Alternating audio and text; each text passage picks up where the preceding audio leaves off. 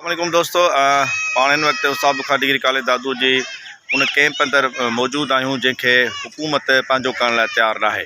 महदूद कमरा आहिनि ऐं महदूद बाथरूम आहिनि। जॾहिं त 4000 खां मथे माण्हुनि जो तादादु हिन टाइम ते पंहिंजी मर्ज़ीअ सां हिते अची रहियो आहे। कमरनि जा दरवाज़ा खोले ज़बरदस्ती उहे अची हिते रहिया आहिनि।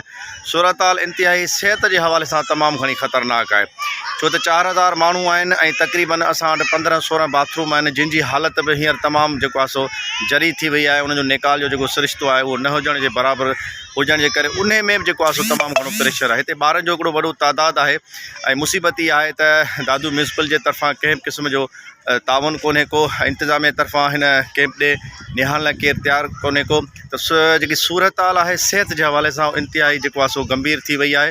हिते कंहिं बि टाइम ते वबा जी सूरत हाल थी सघे थी। ॿारनि में दस्त, उल्टी, कालरा जूं निशानियूं ज़ाहिर थियण लॻियूं आहिनि। रोज़ु असां वटि जेको आहे सो मोशन जा जेके पेशेंट आहिनि उहे वधनि पिया।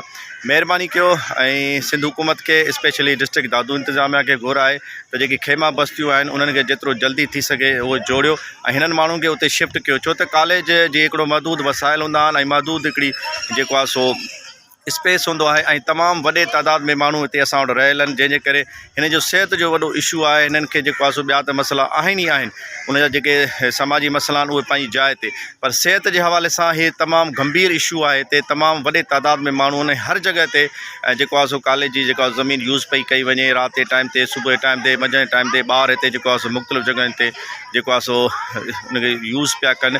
त महिरबानी कयो हिननि खे शिफ्ट कयो वञे त वधीक बहितरु आहे, छो त हिते हीअ रजिस्टर्ड कैंप न आहे। हिननि खे कंहिं बि हवाले सां को बि राशन या ॿियूं शयूं न मिलणियूं आहिनि, न मिलंदनि। इन करे महिरबानी करे हिन खे अहिड़े जॻह ते जेको आहे कैंप में मोकिलियो वञे, कम अज़ कम हिन जो जेको आहे सो हिन लाइ आसानी पैदा थी सघे। पाकिस्तान ज़िंदाबाद।